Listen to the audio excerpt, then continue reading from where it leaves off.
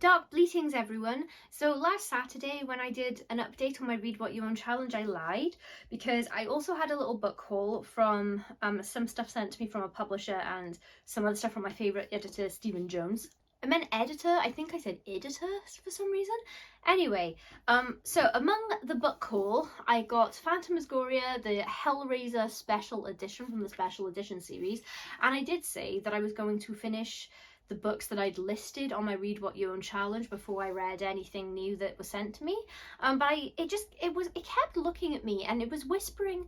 I'm not sure the wording exactly. I think it was saying we have such sights to show you, something like that. But I just felt compelled to pick it up and give it a read. And so normally I don't do dedicated book reviews just for one book at a time. I usually do wrap-ups instead, and I talk about a few books. But I have so much to say about this, and I thought this is going to have to be its own video, because if I put it in a wrap-up, I'm going to spend half of the video talking about this and then not covering everything else fairly.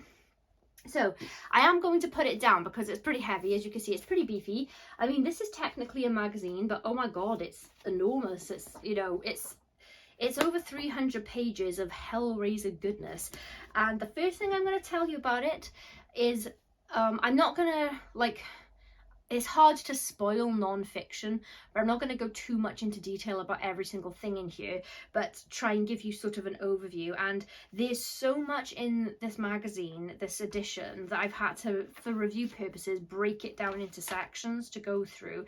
But what I will say is sort of like, as an overall thing, is that if you're a Hellraiser fan, or you're a script and film geek, or you have a vested interest in horror filmmaking or anything like that, this is the thing that you need to have. Like, I'm gonna go ahead and say that this is like the epitome of Hellraiser behind the scenes non-fiction and stuff. I love Hellraiser, and I've watched loads of videos, and that, you know, that you see these little documentaries, interviews and all sorts of things, cool feature pieces and stuff I read, but I have never seen such a comprehensive celebration of Hellraiser in my life. There's so much in here, so let's get into it. What's in there? I hear you shrieking. So yeah, this isn't everything I'm about to say. Like I said, it's in sections, so I'm not going like in order as everything's laid out in here, but I just put it into sections instead, just for my own ease. So we start with an introduction by Stephen Jones. Now Stephen Jones is, I know for his editing and his writing. I've got one of his non-fiction books. I've read a whole bunch of stuff, and I really like his zombie stuff in particular, and he's my favourite book editor. I did not know that he works on Hellraiser, so that was a really pleasant surprise to me, because I just had no idea, because although I'm a Hellraiser fan, I'm not like a super fan, so I don't know loads of behind the scenes stuff, and I just didn't know that.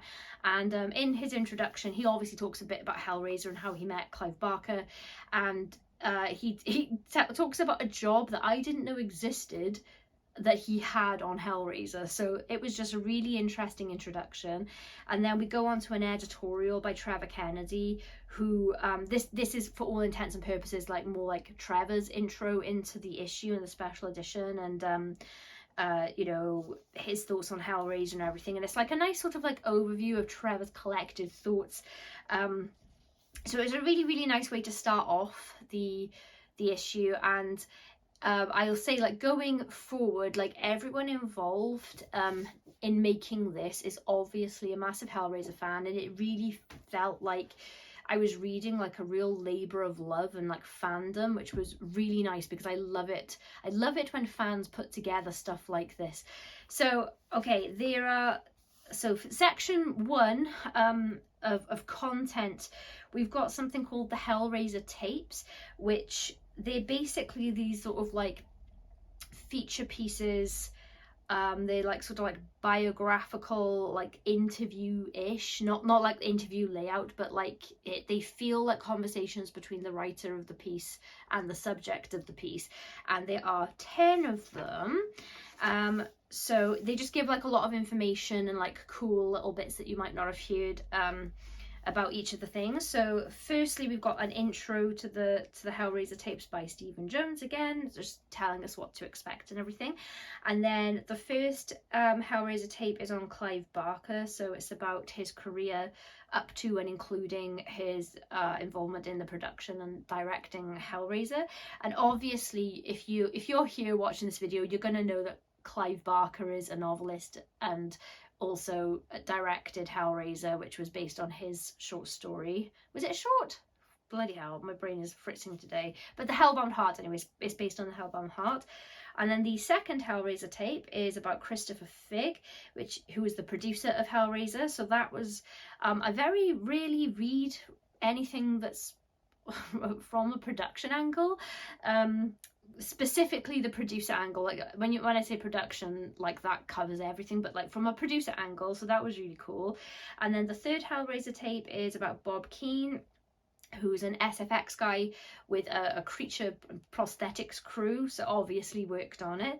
And that has sort of like a brief biography of Bob and his artistic process for the Hellraiser, which I really enjoyed. I love special effects stuff. Like, I can't make anything myself, but I follow people like Greg Nicotero and Tom Savini, and I just love practical effects and makeup and prosthetics and stuff. So that was like a particular interest to me.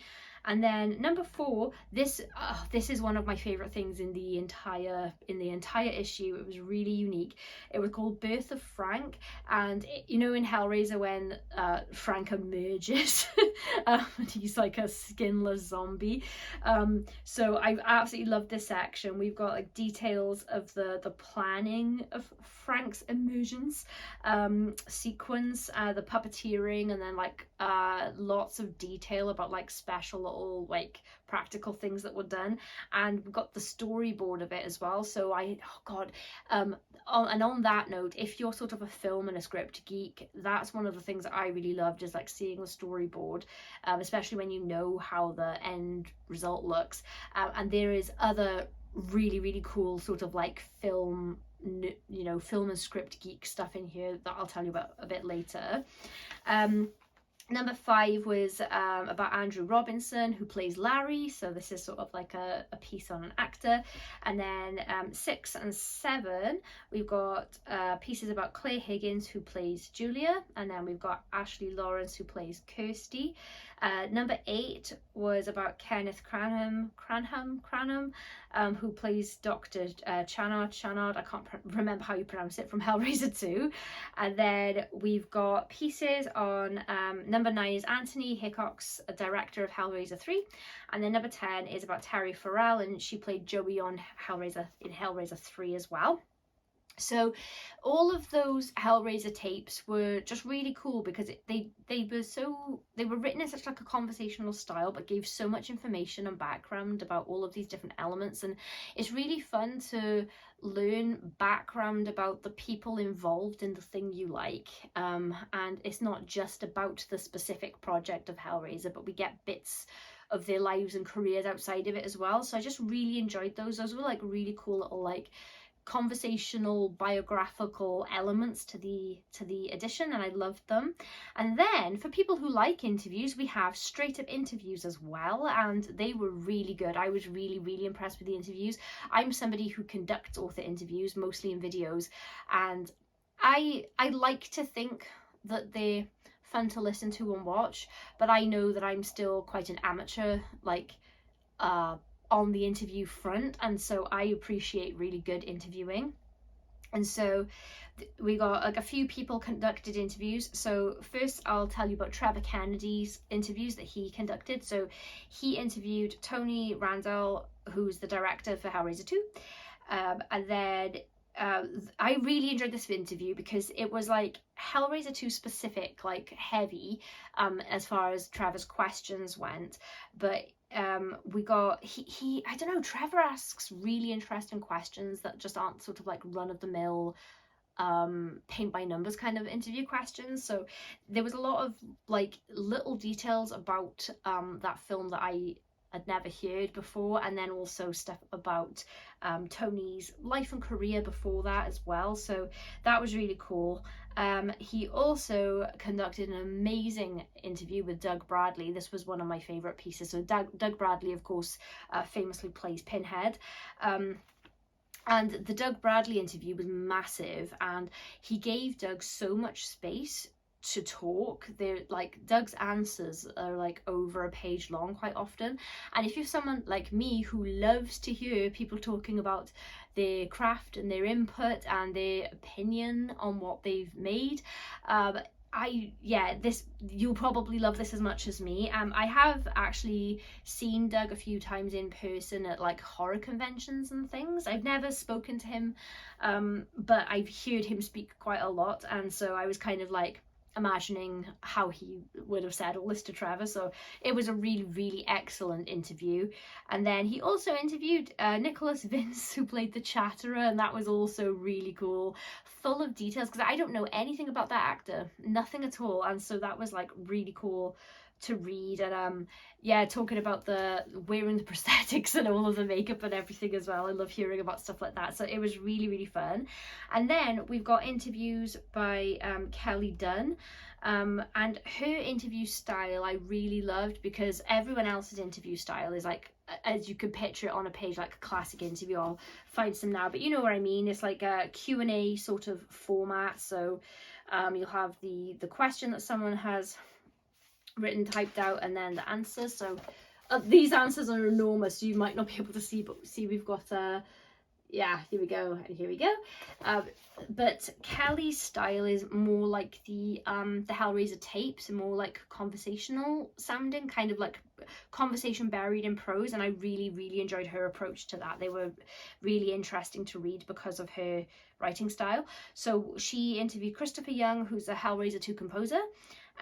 A lovely element that I wasn't expecting to see, like a lovely element of the production that I wasn't expecting to be like included in something like this, and so I loved reading that. And then she talked to Imogen Borman as well, who played Tiffany in Hellraiser 2. And then we've got an interview conducted by Alison Weir, sorry, I'm really bad at pronouncing stuff. She interviewed Jeff Portis, who as a Hellraiser makeup artist. Once again, vested interest in that kind of stuff for me.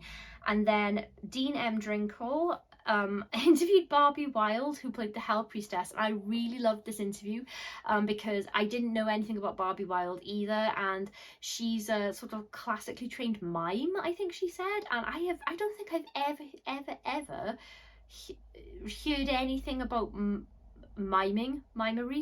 mimicry. What do you call it? I don't know anything about being a mime, and so I really enjoyed her talking about that, and then like just the rest of her career as dictated by the interview questions. But that was of particular interest because it was just so out of the box. Dave Jeffrey, whose fiction I love, and as a person I love.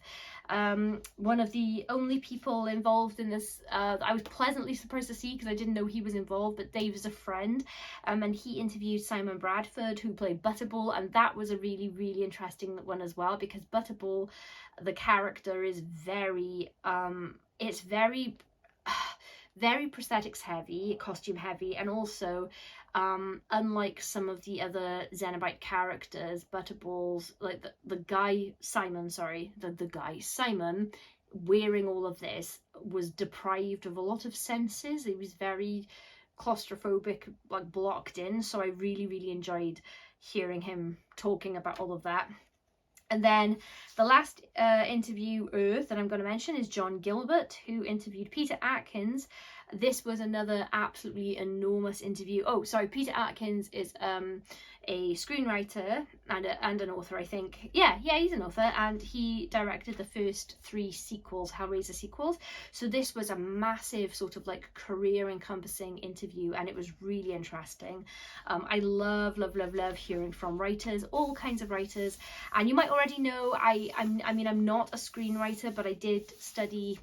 I have a master's in script writing, and I am a script geek, so I love talking to script writers and screenwriters, especially screenwriters, because I don't know anything about writing for the screen, because all of the work I've done professionally has been in theatre. So it's sort of like a string to my bow that I don't have, and I love hearing people who are experienced talking about it. Okay, next section. So features and articles, and there was a massive variety features and articles here. So I've broken these down into the authors of the specific pieces again. So David Brilliance wrote a feature. Well, it's a film series overview of Hellraiser called Bloody Hell, the Hellraiser films, a handy pocket guide to Pinhead, and that was just like sort of a cool overview of the franchise. So that was near the beginning of the issue, so that was like a cool way into the book to prep you for what was to come. And then I'm going to pronounce this name wrong, and I'm so sorry. I think it's Malachi Coney, but I'm not 100% sure. And this piece was called Unhealed Wounds, The Comical Life of Clive Barker, and they wrote about the comic spin-offs and some other bits that are in the Hellraiser universe, but like the lesser spotted stuff or the lesser known stuff, I didn't even know that they were comic spin-offs, so that was eye-opening and fun for me to read. Then we have a piece by Trevor Kennedy, and I really enjoyed this. I love listy kind of things, and he wrote 12 reasons why it is one of the greatest horror films ever made. Have to agree. And his first point was a compelling and amusing argument that it's a love story. So the rest of the list was great points made, but yeah, that was my favourite point in his list. But I really enjoyed that, and if you like, yeah, it was fun to read. So next, we've got a piece by Kelly Dunn, and this was one of my favourite pieces in the issue again, and I'm going to have to look up more of Kelly Dunn's work because I'm not familiar with Kelly at all, but all of the non-fiction pieces by Kelly I absolutely loved in this issue, so definitely going to have a look. But yeah, this was called In the Name of Obsession, Navigating the Labyrinth of Hellraiser 2, and this was about the making of the film with quite a lot of focus on the practical effects side, which I obviously have already said I'm really interested in. And then we've got Owen Quinn wrote 2 different pieces. One is called A Love Letter to Dr. Zenobite, Hellraiser 2. So this is like basically a fan review of the character. And then the other piece is called A Forgotten Heroine, Joey Summerhill, Hellraiser 3, I think she's from. And then this was again sort of like a fan piece, like an overview of the character, the contribution to the franchise and everything. So those were like really cool, cool little pieces. And then Paul Kane wrote a feature called Hellraiser, the Theatrical Sequels. So this was a really thoughtful, in-depth look at all of the Hellraiser sequels. So it does what it says on the tin, but there was quite a lot of depth to it. And then Kim Newman, who I know for fiction, wrote a piece called Hellraiser, Not in a Theatre Near You Anytime Soon. And this was a really lengthy piece, and it was basically story breakdowns of all of the sequels, including the sequels that didn't have cinematic releases and like they went elsewhere, like onto streaming and stuff. So that was really interesting because there was stuff in there that I didn't know about.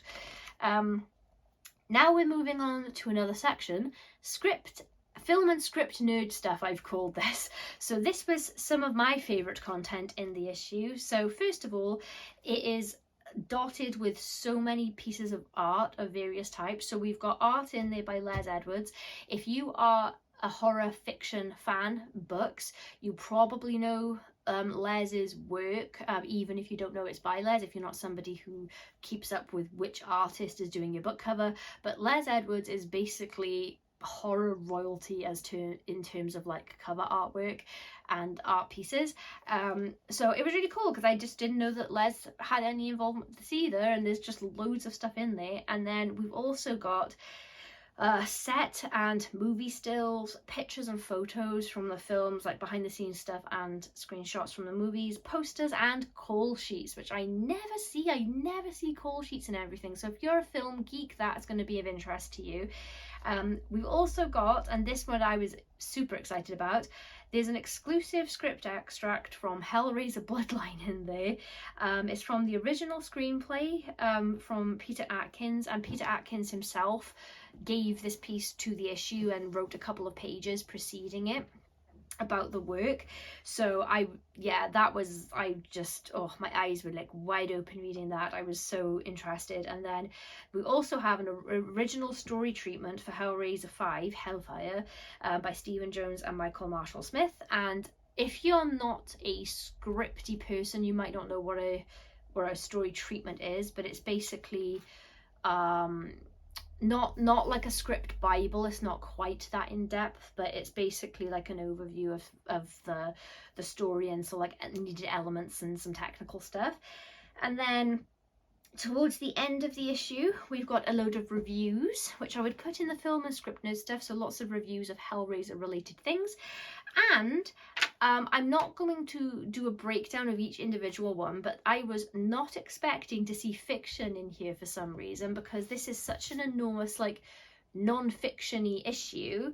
I just wasn't expecting to see fiction, but there are Hellraiser-based fiction stories, short stories, towards the end of the book, and they are authored by Peter Atkins, Nicholas Vince, Barbie Wilde, Cliff Wallace, and Paul Kane, who has written a Sherlock Hellraiser crossover. So I was just so like pleasantly delighted and surprised to see fiction at the end here. So yeah, that's basically everything.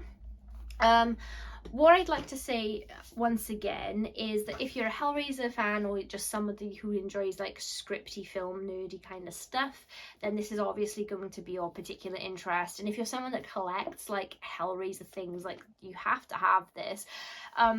But the other thing I'd like to say about it is I have never been, well, not never, but I so really get so excited to talk about a publication, and I hardly ever feel compelled to make individual review videos for things, especially because they're niche things, and I don't know how much of my audience is going to be like, I tend to go a little bit more general, although that's not true because the last video I made was very True Blood specific.